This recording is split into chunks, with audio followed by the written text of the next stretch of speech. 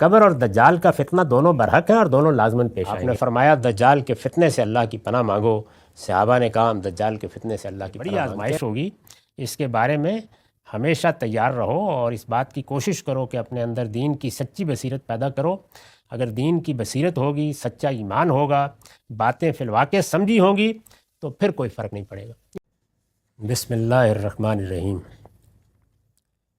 اسماء بنت ابی بکر قالت قام رسول اللہ صلی اللہ علیہ وسلم خطیبہ فذکر الفتنہ التی یفتن بها المرء فی قبرہ فلما ذکر ذلک زج المسلمون زجۃ حالت بینی و بین ان افهم آخر کلام رسول اللہ صلی اللہ علیہ وسلم فلما سکنت زجتهم قلت لرجل قریب منی ای بارک اللہ لک ماذا قال رسول اللہ صلی اللہ علیہ وسلم فی آخر قولہ کل قال قد اوحی الی انکم تفتنون فی القبور قریبا من فتنۃ الدجال۔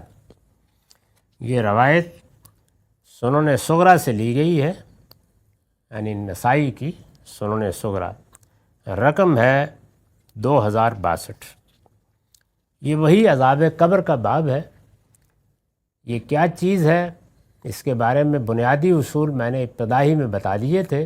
اب ہم یہ دیکھ رہے ہیں کہ روایتوں کے اندر کیا وہی بات ہے یا اس سے مختلف کوئی چیز آتی ہے۔ تو یہ اسماء بنت ابی بکر کی روایت ہے۔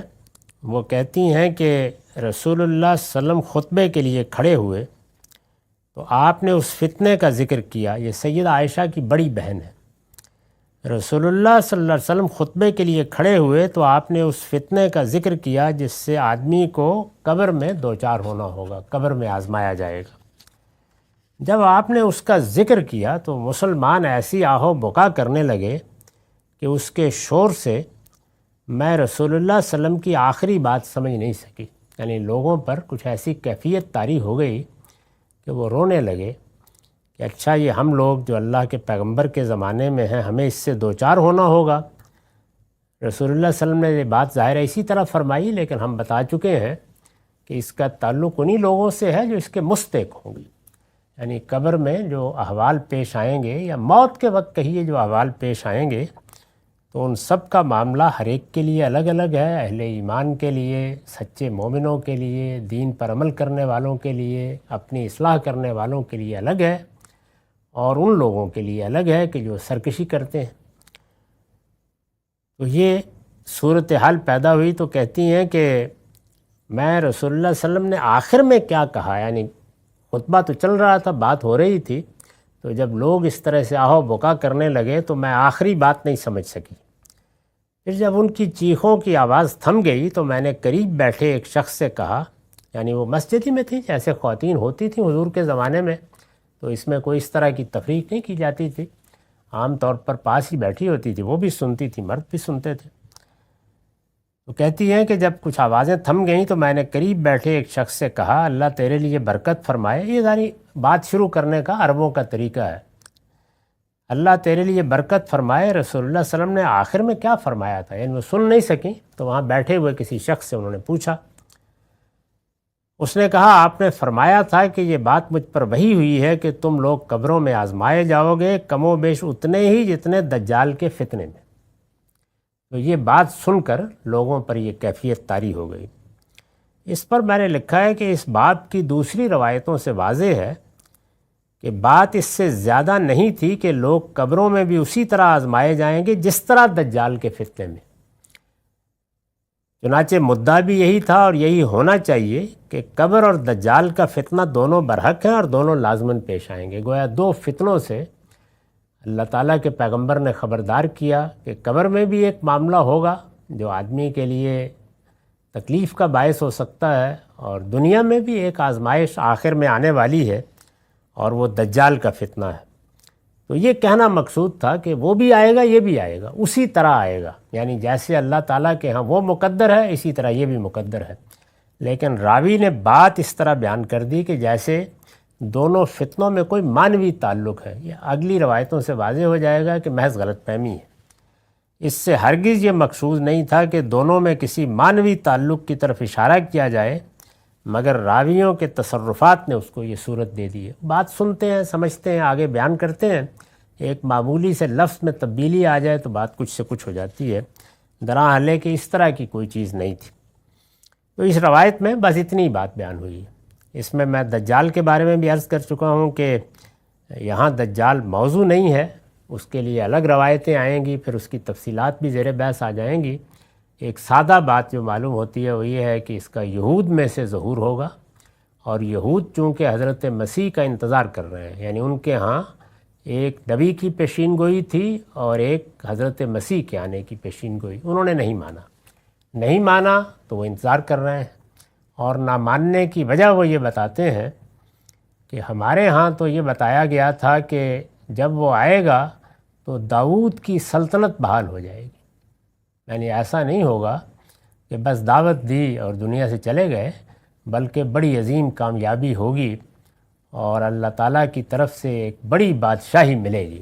یہ پیشین گوئی ہمارے ہاں تھی۔ ابھی بھی اگر آپ سنیں ان کو اور یہ پوچھیں کہ تم لوگ کیوں نہیں مانتے، حضرت مسیح آئے، حضرت مسیح کی دعوت دنیا میں پھیل گئی، اس وقت دنیا میں سب سے بڑی مذہبی قوت وہی ہے کہ جو حضرت مسیح کی دعوت کے نتیجے میں پیدا ہوئی ہے۔ تو اتنے بڑے پیمانے پر یہ معاملہ ہو گیا، جو لوگ جھوٹ بولتے یا اس طرح کے دعوے کرتے ہیں، اللہ تعالیٰ ان کے لیے یہ فروغ تو نہیں پیدا کرتا۔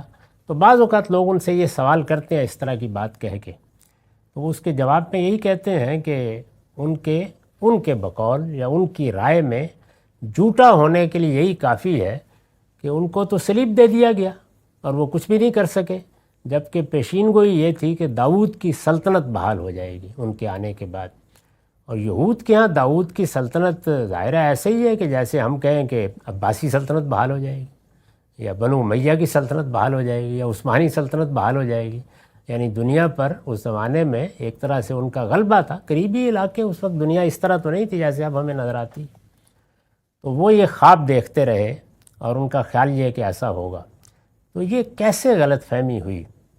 بائبل کا دقت نظر سے مطالعہ کرنے سے معلوم ہوتا ہے کہ پیشین گوئیاں دو تھیں، یعنی حضرت مسیح کی پیشین گوئی، اس میں یہ بتایا گیا تھا کہ ایک کنواری حاملہ ہوگی، اللہ تعالیٰ اس پیغمبر کو بھیجے گا کہ جس کو تمہاری روایت کے مطابق کسی پہلے پیغمبر کو مسح کر کے پیغمبری کے منصب پر بٹھانے کی ضرورت نہیں ہوگی، بلکہ وہ اللہ کی طرف سے ممسوح ہو کر آئے گا، گویا اس کا اعلان اللہ تعالیٰ کریں گے۔ بالکل یہی ہوا، گہوارے میں انہوں نے اپنی نبوت کا اعلان کر دیا، غیر معمولی معاملات ہوئے۔ تو وہ اللہ کے مسیح تھے۔ یہود کے ہاں چونکہ روایت تھی کہ جب کبھی کسی کو منصب پر بٹھانا ہوتا تھا تو پہلے کا پیغمبر اس کے سر میں تیل ڈال کر مسح کرتا تھا، یہ روایت تھی۔ اب یہ گویا مسیح ہے، تو سارے پیغمبروں کے لیے یہ الفاظ بولے جاتے تھے، بلکہ بادشاہوں کے لیے بھی جب ان کو منصب دیا جاتا تھا۔ حضرت مسیح المسیح تھے، یعنی گویا اللہ نے جن کو خود اس منصب پر فائز کرنے کا اعلان کیا، اور یہ اعلان اس طرح کیا گیا کہ وہ بن باپ کے پیدا ہوئے، گہوارے میں انہوں نے اپنی نبوت کا اعلان کیا، بتایا کہ میں آخری قیامت بن کے آیا ہوں۔ ان کے لیے یہ صورت تھی، یہ ہونا تھا، اور یہود گویا ان کے بعد اب معزولی کی زد میں تھے۔ دوسری پیشین گوئی ایک آنے والے پیغمبر کی تھی، جن کے بارے میں جس طرح کے کتاب استثناء میں ہے یہ کہا گیا تھا کہ وہ جب آئے گا تو تمہارے بھائیوں میں سے آئے گا، یعنی بنی اسماعیل میں سے آئے گا، اور اللہ تعالیٰ اس کے منہ میں اپنا کلام ڈالے گا اور وہ اس کے نام سے اس کو پیش کرے گا۔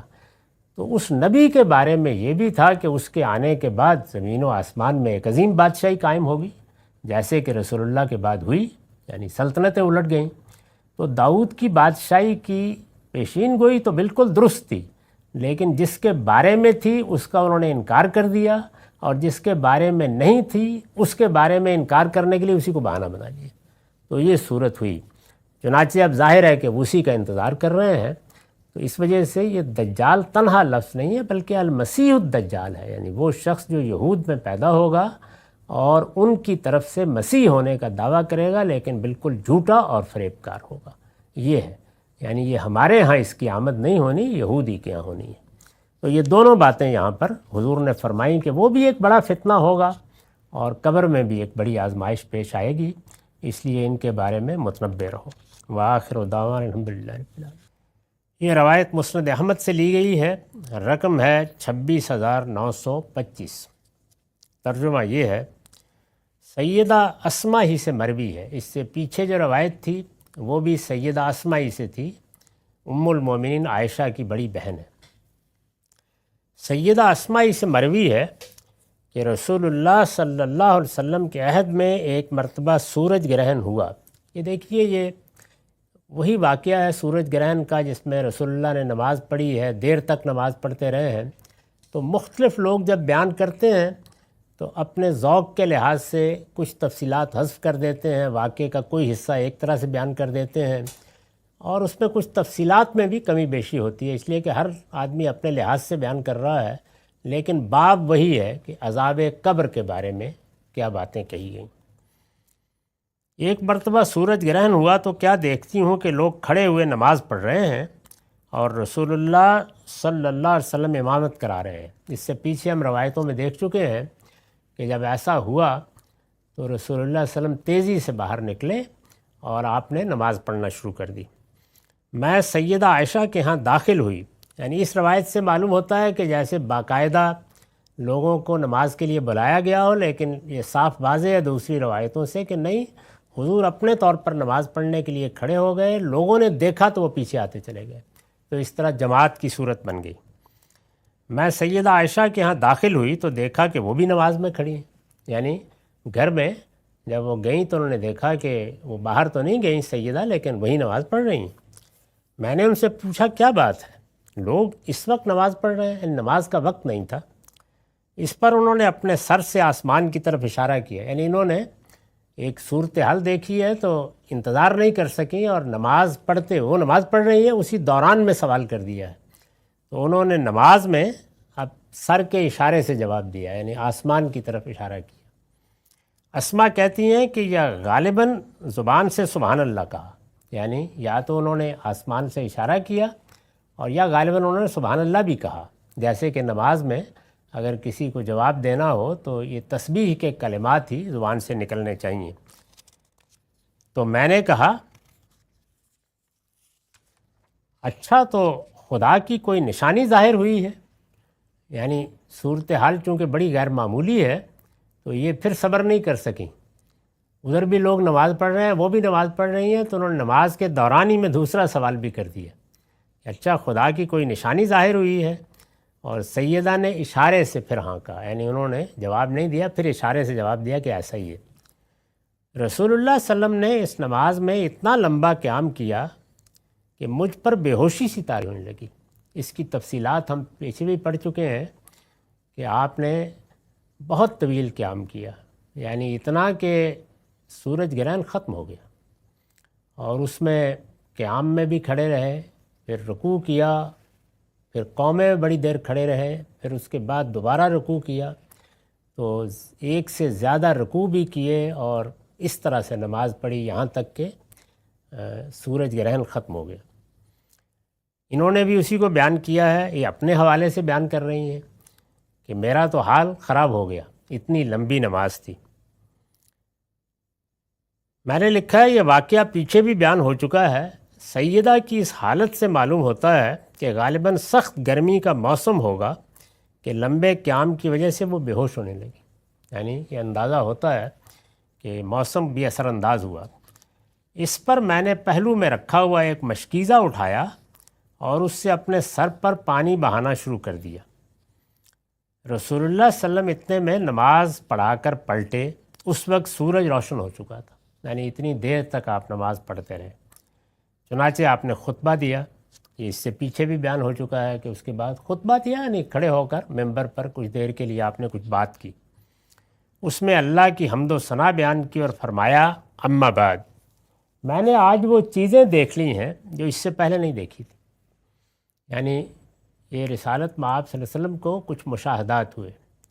میں نے ان اصولوں کی طرف توجہ دلائی ہے کہ پیغمبروں کو وحی بھی آتی ہے، یعنی اللہ تعالیٰ کلام کرتے ہیں، ان پر اللہ کی کتابیں بھی اترتی ہیں، اور قرآن مجید کے بارے میں تو بتا دیا گیا ہے کہ جبریل یہ کتاب باللفظ لے کر آئے ہیں، یعنی یہ کلام اللہ ہے، ایسا نہیں ہے کہ اللہ تعالیٰ نے ایک خیال دل میں ڈال دیا اور رسول اللہ صلی اللہ علیہ وسلم نے اپنے الفاظ میں اس کو بیان کر دیا ہے، بلکہ یہ الفاظ میں اللہ تعالیٰ نے اسی طرح نازل کیا ہے، تو یہ بھی ہوتا ہے۔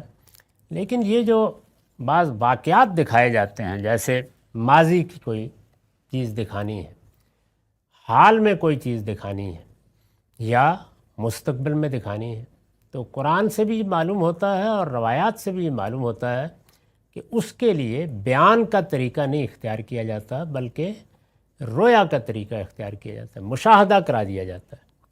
اور یہ مشاہدات سوتے میں بھی ہوتے ہیں اور ایسے ہی بیٹھے ہوئے کھڑے ہوئے بھی ہو جاتے ہیں، یعنی بیداری میں بھی ہو جاتے ہیں۔ تو یہ مشاہدات ہیں جن میں پھر گویا ایک تصویر سامنے آ جاتی ہے، چیزوں کو ایک تمثیل میں ڈال دیا جاتا ہے، ممثل کر کے دکھا دیا جاتا ہے، جیسے آپ کے سامنے کسی چیز کی تصویریں آ جائیں۔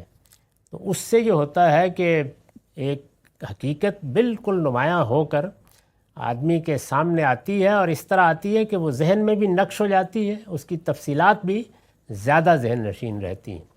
چنانچہ حال کے معاملے میں بھی یہ طریقہ اختیار کیا گیا، اور قرآن نے بتایا ہے کہ رسول اللہ صلی اللہ علیہ وسلم کو اسراء کی رات رویا کے عالم میں مشاہدات کرائے گئے، جس میں یہ آپ نے دیکھا کہ مجھے بیت المقدس لے جایا گیا ہے، بعض اور مشاہدات بھی اس میں بیان ہوئے ہیں۔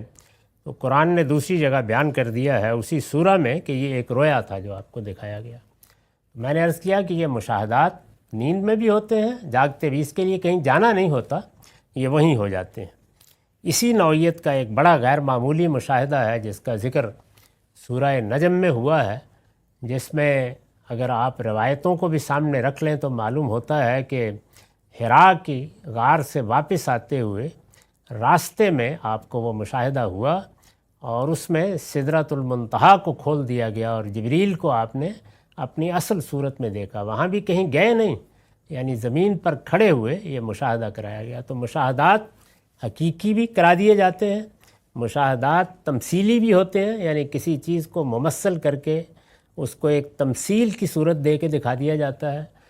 جو چیزیں ماضی کی ہیں یا مستقبل کی ہیں وہ ظاہر ہے کہ تمثیل کی صورت میں دکھائی جاتی ہیں، جو حال کی ہیں وہ بعض اوقات بالکل حقیقی صورت میں دکھا دی جاتی ہیں۔ تو یہاں پر بھی یہ اندازہ ہوتا ہے کہ جب لمبا قیام رسول اللہ نے فرمایا ہے تو آپ کو بعض مشاہدات ہوئے، اب وہ مشاہدات آپ بیان فرمائیں گے کہ کیا چیزیں مجھے آج دکھائی گئیں۔ تو فرمایا کہ اس وقت، یعنی جب کہ میں نماز پڑھ رہا تھا، تو کچھ چیزیں مجھے دکھائی گئی ہیں جو اس سے پہلے میں نے نہیں دیکھی تھیں، اور اس میں خاص طور پر جنت اور دوزخ دکھائے گئے، یعنی جنت اور دوزخ ہیں، جنت اور دوزخ ہوں گے، جنت اور دوزخ ہی انجام ہے۔ قیامت کے بعد جو دنیا وجود میں آئے گی اس کے یہی دو حصے ہیں، ایک جنت ہے اور ایک دوزخ ہے۔ اور جنت کتنی بڑی ہوگی، قرآن نے کہا کہ ارضھا کارض السماوات والارض، یہ کائنات جو تمہارے سامنے ہے ایسی 6 اور کائناتیں ہیں، ان سب کائناتوں کو ملا کر جو کچھ بنتا ہے وہ جنت ہوگی، ارضھا کارض السماوات والارض۔ تو نبی صلی اللہ علیہ وسلم کو ظاہر ہے کہ اس کی ایک جھلک دکھائی گئی، اسی طرح جیسے چیزیں ممثل کر کے دکھائی جاتی ہیں، یعنی کچھ اس کے حصے سامنے لے آئے گئے اور دیکھا آپ نے ان کو، اسی طرح دوزخ بھی دکھائی گئی، یہاں تک کہ جنت اور دوزخ کو بھی دیکھ لیا ہے۔ اور مجھے یہ بات بھی وحی کی گئی ہے کہ تم لوگ اپنی قبروں میں کم و بیش اتنے ہی، یا غالباً فرمایا کہ اسی طرح آزمائے جاؤ گے جس طرح دجال کے فتنے میں آزمائے جاؤ گے، یعنی آپ نے فرمایا کہ قیامت سے پہلے بھی ایک بڑا معاملہ پیش آئے گا اور وہ دجال کا فتنہ ہے۔ میں عرض کر چکا کہ اس وقت ہم دجال کا باب نہیں پڑھ رہے، لیکن مختصر طور پر یہ جان لیجئے کہ یہ یہود کے ہاں ایک ایسے شخص کے پیدا ہونے کی خبر ہے جو اپنے آپ کو مسیح موعود کہے گا، یعنی یہ کہے گا کہ میں وہی مسیح ہوں جس کے آنے کی خبر دی گئی تھی۔ اور میں نے عرض کیا تھا کہ یہود نے چونکہ حضرت مسیح کو نہیں مانا اور وہ اس کا انتظار کر رہے ہیں، تو اس کا نتیجہ یہ نکلے گا کہ کچھ پذیرائی ہوگی۔ اور چونکہ رسول اللہ کے بارے میں جو پیشین گوئی کی گئی تھی کہ وہ داؤد کی سلطنت کو بحال کر دیں گے، اور وہ فی الواقع پوری ہوئی، حرف بھرف پوری ہو گئی، کیسر و کسریٰ کی سلطنتیں ختم ہوئیں، اور اس پورے علاقے میں جس کے ایک حصے میں کسی زمانے میں داؤد کی سلطنت تھی، رسول اللہ صلی اللہ علیہ وسلم کی سلطنت قائم ہو گئی۔ یہ بات تو حرف بحرف پوری ہوئی، لیکن یہ حضرات اس پیشین گوئی کے اس حصے کو حضرت مسیح سے متعلق کر چکے تھے، تو اس لیے ماننے کے لیے تیار نہیں ہوئے۔ اب دجال کے بارے میں جو آگے خبریں آئیں گی ان سے معلوم ہوگا کہ وہ اسی طرح کا ایک سیاسی عمل شروع کرے گا اور اس کی بھی ایک سلطنت قائم ہونا شروع ہو جائے گی، اور غالباً یہی چیز ہے کہ جو یہود میں اس کی مقبولیت کا باعث بنے گی۔ یہود کے ہاں اس فتنے کی خبر دی گئی ہے، لیکن فتنے پیدا ہوتے ہیں تو وہ جہاں بھی ہوں گے، اور اس دنیا میں ہم رہ رہے ہیں اس میں تو اب دنیا کے ایک گوشے میں بھی پیدا ہوں تو ساری دنیا تک اثرات پہنچتے ہیں۔ اللہ کے آخری پیغمبر نے اپنے ماننے والوں کو متنبہ فرمایا ہے کہ یہ بڑی آزمائش ہوگی، اس کے بارے میں ہمیشہ تیار رہو اور اس بات کی کوشش کرو کہ اپنے اندر دین کی سچی بصیرت پیدا کرو۔ اگر دین کی بصیرت ہوگی، سچا ایمان ہوگا، باتیں فی الواقع سمجھی ہوں گی تو پھر کوئی فرق نہیں پڑے گا۔ یہ بڑی سادہ بات ہے۔ اس وقت بھی دیکھیے ہمارے ہاں جو نئی تہذیبی روایتیں پیدا ہوئی ہیں، نئے علوم پیدا ہوئے ہیں، انہوں نے جو سوالات پیدا کیے، تو ہمارے ہاں لوگ چونکہ ایک خاص تہذیبی روایت میں رہنے کے عادی تھے، انہوں نے کبھی اپنے دین کو اس کے اصول میں، اس کی جامعیت میں سمجھنے کی زحمت نہیں کی ہوئی تھی۔ تو یہی ہوا کہ جب ان کے سامنے یہ چیزیں آئیں تو ان میں سے بہت سے لوگ، خاص طور پر نئی نسلیں، وہ شبہات میں مبتلا ہو گئے۔ تو ایسے ہی ہوتا ہے ہمیشہ۔ علاج اس کا کیا ہے؟ وہی جو حضور نے بتایا کہ دین پر غور کرو، اس کی بصیرت پیدا کرو، اس کا اچھا علم حاصل کرو۔ تو فرمایا کہ یہ فتنہ ہوگا کیا؟ یعنی قبروں میں بھی ایک امتحان سے گزرو گے۔ راوی کہتے ہیں کہ مجھے یاد نہیں رہا کہ اسماء رضی اللہ عنہا نے ان دونوں میں سے کیا تعبیر اختیار کی تھی۔ اس پر میں نے لکھا ہے کہ راوی کا تردد بتا رہا ہے کہ اس جملے کو سمجھنے میں اس سے کیا غلطی ہوئی ہے، چنانچہ اسی طرح آزمائے جاؤ گی تعبیری ہمارے نزدیک صحیح ہے۔ یعنی مطلب کیا تھا حضور کا؟ اگر یہی الفاظ آپ نے فرمائے، یعنی جس طرح دجال کا فتنہ ہوگا اسی طرح قبر کا فتنہ بھی ہوگا، اس لیے دونوں سے اللہ کی پناہ مانگتے رہو۔ قریب قریب ذکر کیا ہے اس لیے کہ اس کے بعد قیامت، جیسے کہ کہا گیا ہے، برپا ہو جائے گی۔ پھر فرمایا تمہارے مردوں کے پاس فرشتے آئیں گے اور ان سے سوال کیا جائے گا۔ اب یہاں پر آگے آپ دیکھیں گے، اور اس سے پہلے بھی روایتیں بتا چکی ہیں کہ رسول اللہ کے مخاطبین زیر بحث آ گئے، یعنی اپنے زمانے کے لوگوں کے بارے میں آپ بتا رہے ہیں۔ اور میں توجہ دلا چکا ہوں کہ پیغمبر جن لوگوں کے اندر مبعوث ہوتا ہے ان کے لیے سب سے بڑا امتحان ہی خود پیغمبر کو ماننا ہوتا ہے، یعنی ان کے لیے پہل یہاں سے ہوتی ہے۔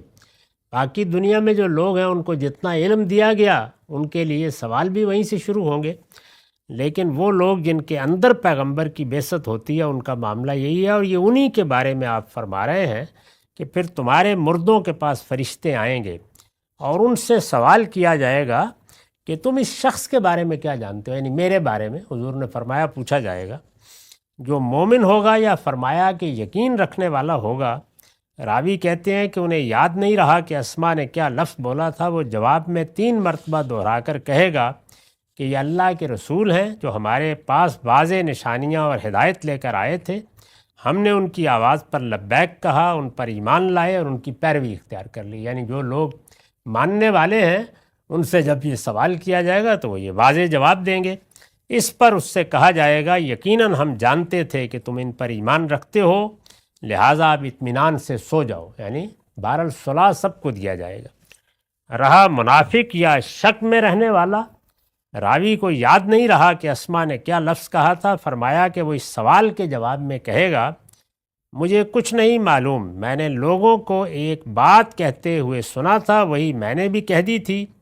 اس پر اس سے کہا جائے گا تو نے کچھ نہ سمجھا، پھر قبر میں اس پر سختی شروع ہو جائے گی۔ یعنی یہاں تو اتنے ہی الفاظ ہیں۔ اس پر میں نے لکھا ہے کہ اس سے واضح ہے کہ یہ معاملہ انہی لوگوں کے ساتھ ہوگا جو رسول اللہ صلی اللہ علیہ وسلم کے زمانے میں اور آپ کے براہ راست مخاطبین تھے، اور آپ کی طرف سے اتمام حجت کے باوجود آخر وقت تک منافقوں ہی کے زمرے میں شامل رہے۔ یہ ان کو وعید سنائی ہے حضور نے۔ اس طرح کے لوگوں کا یہی انجام قرآن مجید کی سورہ توبہ میں بیان ہوا ہے، یعنی یہی بات جو حدیث میں ہے وہاں بھی بیان ہوئی ہے۔ فرمایا ہے وَمِمَّنْ حَوْلَكُم مِّنَ الْأَعْرَابِ مُنَافِقُونَ وَمِنْ أَهْلِ الْمَدِينَةِ مَرَدُوا عَلَى النِّفَاقِ لَا تَعْلَمُهُمْ نَحْنُ نَعْلَمُهُمْ سَنُعَذِّبُهُمْ مَرَّتَيْنِ ثُمَّ يُرَدُّونَ إِلَىٰ عَذَابٍ عَظِيمٍ۔ تمہارے ارد گرد جو بدوی رہتے ہیں ان میں بھی بہت سے منافق ہیں، اور مدینے والوں میں بھی، وہ اپنے نفاق میں طاق ہو چکے ہیں۔ تم ان کو نہیں جانتے، ہم ان کو جانتے ہیں۔ انہیں عنقریب ہم 2 مرتبہ سزا دیں گے، پھر وہ ایک عذاب عظیم کی طرف دھکیل دیے جائیں گے، یعنی جہنم، یعنی ایک مرتبہ اسی دنیا میں اور ایک مرتبہ قیامت سے پہلے برزخ میں۔ تو یہ وہاں پر بھی بتایا گیا ہے، اسی کی تفصیل ہے کہ جو اللہ کے پیغمبروں کے براہ راست مخاطبین ہیں ان کے لیے دنیا ہی سے عذاب شروع ہو جاتا ہے، اور پھر نیند کی جو حالت طاری کی جاتی ہے اس میں بھی وہ اس عذاب سے دوچار رہتے ہیں، ان کو ان کا انجام دکھایا جاتا ہے۔ وآخر دعوانا الحمدللہ رب العالمین۔ یہ روایت صحیح مسلم سے لی گئی ہے، رقم ہے 2867۔ وہی عذاب قبر کا باب ہے، اور میں عرض کر چکا ہوں کہ اس کے پہلے واقعات زیادہ تر ان لوگوں کے تھے جو رسالت مآب صلی اللہ علیہ وسلم کے مخاطبین ہوئے، اور اس طرح ایک پیغمبر کے مخاطبین کی حیثیت سے مان کر یا انکار کر کے یا منافقت کے ساتھ دنیا سے رخصت ہوئے۔ ان کو کیا واقعات پیش آ رہے تھے یا آئیں گے، اس سے پیچھے وہ بیان کیے گئے، اور اب کچھ یہود کے واقعات بیان ہو رہے ہیں، یہ بھی اسی سلسلے میں ہے۔ زید بن ثابت رضی اللہ عنہ کہتے ہیں کہ نبی صلی اللہ علیہ وسلم مدینے کے باغوں میں سے بنو نجار کے ایک باغ میں تھے۔ یہ بالکل واضح ہے کہ غالباً ایک ہی واقعہ ہے، یعنی ایک ہی موقع ہے، اور سننے والوں نے اس میں سے جو مناسب سمجھا آگے بیان کر دیا، اور بعض چیزوں میں بیان کے چھوٹے چھوٹے اختلافات بھی ہیں۔ یہ ایسے ہی ہے جیسے ہو جاتے ہیں، اصل بات سب کے ہاں مشترک ہے، اور وہ وہی عذاب قبر کے بارے میں رسالت مآب صلی اللہ علیہ وسلم کا تبصرہ ہے، یا اس کے بارے میں توجہ دلائی ہے۔ کسی نے ایک جملہ بیان کر دیا، کسی نے 2 بیان کر دیے، کسی نے کچھ تفصیلات چھوڑ دیں جو واقعے سے متعلق تھیں، اور آگے نبی صلی اللہ علیہ وسلم کے ارشادات زیادہ نقل کر دیے۔ لیکن میرا تاثر یہی ہے کہ یہ جتنے واقعات ہم پڑھ رہے ہیں یہ اصل میں ایک ہی واقعہ ہے، بیان کرنے والے مختلف ہیں، اور اس طریقے سے ان میں کچھ تنوع پیدا ہو گیا ہے، ورنہ ایک ہی بات ہے۔ یعنی کسی موقع پر نبی صلی اللہ علیہ وسلم بنی نجار کے علاقے میں گئے ہیں، اس سے پیچھے جو بات بیان ہو چکی ہے کہ غالباً باغ تھا کوئی باہر، تو رفع حاجت کے لیے گئے ہیں، بالکل قرینِ قیاس ہے، بلال ساتھ ہیں، یہ بات بھی ماننے کی، قبول کرنے کی ہے۔ اور پھر اس میں اس طرح کا واقعہ پیش آیا ہے، اس میں کسی نے اس کو بیان کرتے وقت ایک پہلو نمایاں کر دیا، کسی نے دوسرا پہلو نمایاں کر دیا۔ یہاں ذرا زیادہ تفصیل ہے۔ نبی صلی اللہ علیہ وسلم مدینے کے باغوں میں سے بنو نجار کے ایک باغ میں تھے، آپ اپنے خچر پر سوار تھے، ہم بھی آپ کے ساتھ تھے کہ اسی اثناء میں یکا یک آپ کا خچر بدکنے لگا، اور قریب تھا کہ وہ آپ کو گرا دیتا۔ اس سے پیچھے ایک روایت میں بیان ہو چکا ہے کہ اس طرح کی بہت سی چیزیں جن کو ہم نہیں سن سکتے، جانوروں کی حسیات ان کو اخذ کر لیتی ہیں، اور یہ جانوروں کے بارے میں عام تجربات بھی بتاتے ہیں۔ تو خچر بدکنے لگا اور قریب تھا کہ وہ آپ کو گرا دیتا۔ اس پر کیا دیکھتے ہیں کہ وہاں 4 یا 5 یا شاید 6 قبریں ہیں۔ آپ نے فرمایا کسی کو معلوم ہے کہ یہ کن لوگوں کی قبریں ہیں؟ یعنی جب خچر بدکنے لگا تو رسول اللہ صلی اللہ علیہ وسلم نے لوگوں سے پوچھا۔ ایک شخص نے عرض کیا میں جانتا ہوں۔ آپ نے پوچھا یہ کب فوت ہوئے تھے؟ اس نے کہا اس زمانے میں جب شرک ہی لوگوں کا دین تھا، یعنی آپ کو یہ معلوم نہیں تھا کہ یہود کا قبرستان کہیے یا ایک باغ میں جیسے لوگ عام طور پر اپنے لوگوں کو دفن کر دیتے ہیں، اس طرح دفن تھے لوگ۔ پوچھا آپ نے، تو انہوں نے بتایا کہ جب شرک ہی لوگوں کا دین تھا، نہیں جاہلیت کے زمانے میں، پیچھے جو تعبیر تھی وہ یہ تھی کہ جاہلیت کے زمانے میں فوت ہوئے، یہاں بتا دیا کہ جب شرک ہی لوگوں کا دین تھا، وہی ایک بات ہے، اس طرح بیان کر دیجئے، اس طرح بیان کر دیجئے۔ اس پر آپ نے فرمایا اس میں کوئی شبہ نہیں کہ یہ امت بھی قبروں میں آزمائی جائے گی، یعنی ایک تو آپ نے ان کے بارے میں جو کچھ فرمایا وہ بعض راویوں نے ترجیح دے کر بیان کر دیا ہے۔ ادھر یہ ہے کہ آپ نے کہا کہ یہ یہود کے ساتھ جو ہو رہا ہے تو یہ سمجھ لو کہ میری بعثت کے بعد جو یہ امت ہے یعنی میرے مخاطبین ہیں ان کے ساتھ بھی معاملات پیش آئیں گے، جن کی ہم پیچھے تفصیل پڑھ چکے ہیں۔ اگر یہ اندیشہ نہ ہوتا کہ تم اپنے مردوں کو دفن کرنا چھوڑ دو گے تو میں اللہ سے دعا کرتا کہ وہ تمہیں بھی عذاب قبر کی کوئی چیز اسی طرح سنا دے۔ اب یہاں پیچھے ذکر نہیں ہے کہ رسول اللہ نے کچھ سنا، باقی راوی اس کو بیان کر رہے ہیں، اور یہاں اس جملے سے معلوم ہوتا ہے کہ یہی ہوا جس طرح میں سنتا ہوں۔ پھر آپ نے ہماری طرف رخ کیا اور فرمایا دوزخ کے عذاب سے اللہ کی پناہ مانگو۔ یعنی آپ نے گویا یہود کے ساتھ جو معاملہ قبروں میں ہو رہا تھا اس کو سامنے رکھ کر اپنے مخاطبین کو توجہ دلائی کہ تمہارے ساتھ بھی یہی ہو سکتا ہے، کیونکہ تمہارے لیے بھی دنیا میں جزا و سزا برپا ہے، تو یہاں بھی اس کا نتیجہ نکلنا ہے، برزخ میں بھی اور آخرت میں بھی، جیسے کہ قرآن نے بیان کیا۔ آپ نے ہماری طرف رخ کیا اور فرمایا دوزخ کے عذاب سے اللہ کی پناہ مانگو۔ صحابہ نے جواب میں عرض کیا ہم دوزخ کے عذاب سے اللہ کی پناہ مانگتے ہیں۔ پھر آپ نے فرمایا قبر کے عذاب سے اللہ کی پناہ مانگو۔ صحابہ نے عرض کیا ہم قبر کے عذاب سے اللہ کی پناہ مانگتے ہیں۔ آپ نے فرمایا ظاہر و باطن کے فتنوں سے اللہ کی پناہ مانگو۔ صحابہ نے جواب میں کہا ہم ظاہر و باطن کے فتنوں سے اللہ کی پناہ مانگتے ہیں۔ آپ نے فرمایا دجال کے فتنے سے اللہ کی پناہ مانگو۔ صحابہ نے کہا ہم دجال کے فتنے سے اللہ کی پناہ مانگتے ہیں۔ یعنی آپ نے اس موقع پر نصیحت کی جو گرد و پیش میں لوگ تھے کہ اپنی دعاؤں میں یہ سب کرتے رہو۔ یعنی اس میں جو تلقین کی گئی تھی وہ یہ تھی کہ اس طرح کے پناہ مانگنے کو اپنی دعاؤں کا حصہ بنا لو تاکہ اللہ تعالیٰ تمہیں ان چیزوں سے محفوظ رکھے۔ لیکن صحابہ کا عام طریقہ چونکہ امتثال امر کا تھا تو آپ نے فرمایا تو وہ ساتھ ساتھ ہی دعا کا جواب بھی دیتے رہے، یعنی آپ کی بات کا جواب دیتے رہے۔ اس پر میں نے لکھا ہے کہ نبی صلی اللہ علیہ وسلم کی بعثت سے پہلے کا زمانہ مراد ہے، یعنی یہ جو کہا ہے نا کہ جس زمانے میں دین شرک ہی تھا، تو یہ نبی صلی اللہ علیہ وسلم کی بعثت سے پہلے زمانے کو اس طرح بھی تعبیر کیا جاتا ہے اور جاہلیت سے بھی تعبیر کیا جاتا ہے۔ جاہلیت کا مطلب جہالت نہیں ہوتا، جاہلیت کا مطلب یہ ہے کہ جب عربوں کی وہ تہذیبی معاشرت تھی کہ جس میں علم و عقل کے بجائے جذبات کا غلبہ تھا اور روایات بالعموم جنگ و جدال کا باعث بن جاتی تھی، تو اس لیے اس کو جاہلی عرب کہا جاتا ہے۔ ہمارے ہاں چونکہ جہالت کا لفظ ایک اور مفہوم میں استعمال ہوتا ہے، یہ لفظ وہ نہیں ہے، یہ دو الگ الگ چیزیں ہیں۔ جاہلی عرب، جاہلیت کا زمانہ، زمانہ جاہلیت، گویا جس زمانے میں پیغمبروں کی ہدایت نہیں ملی تھی اور لوگ جس طریقے سے اپنے جذبات کے ساتھ دین بنا کے اس پر عمل پیرا ہوتے ہیں وہی صورتحال تھی۔ تو جہل عربی زبان میں جس طرح کسی چیز کو نہ جاننے کے لیے آتا ہے، اسی طرح یہ لفظ مغلوب ہو کر جذبات میں بہہ کر چیزیں کر ڈالنے کے لیے بھی استعمال ہوتا ہے، اور اسی طرح یہ انہو کانا ظلوماً جہولا میں استعمال ہوا ہے۔ نبی صلی اللہ علیہ وسلم کی بعثت سے پہلے کا زمانہ مراد ہے۔ اوپر بنو نجار کے باغ کا ذکر ہے جس سے واضح ہو جاتا ہے کہ یہ یہودی کی قبریں تھیں، بلکہ خیال ہوتا ہے کہ یہ الگ الگ واقعات نہیں ہیں، بنو نجار کے باغ کا ایک ہی واقعہ ہے جس کو راویوں نے اس طرح کہیں اجمال اور کہیں تفصیل کے ساتھ بیان کر دیا۔ تو اس میں بھی نبی صلی اللہ علیہ وسلم کی کچھ نصیحت ہے، کچھ دعائیں ہیں، اور بعد میں بھی معلوم ہوتا ہے دوسری روایتوں سے کہ آپ اکثر یہ دعائیں کرتے رہتے تھے، اور اس سے ہمیں بھی یہ سبق ملتا ہے کہ ان فتنوں سے اللہ کی پناہ مانگتے رہنے چاہیے۔ دجال کے فتنے سے کیا مراد ہے اس کی وضاحت میں اس سے پیچھے روایت 2 کے تحت کرایا ہوں، تو اس کو وہاں سے سن لیجئے۔ یہ یہاں کا موضوع نہیں ہے، اس وجہ سے یہاں عذاب قبری سے متعلق جو چیزیں تھیں ان کی وضاحت کر دی ہے۔ یہ سلسلہ ابھی جاری ہے اور اس میں بعض بڑی اور اہم روایتیں بھی آ رہی ہیں۔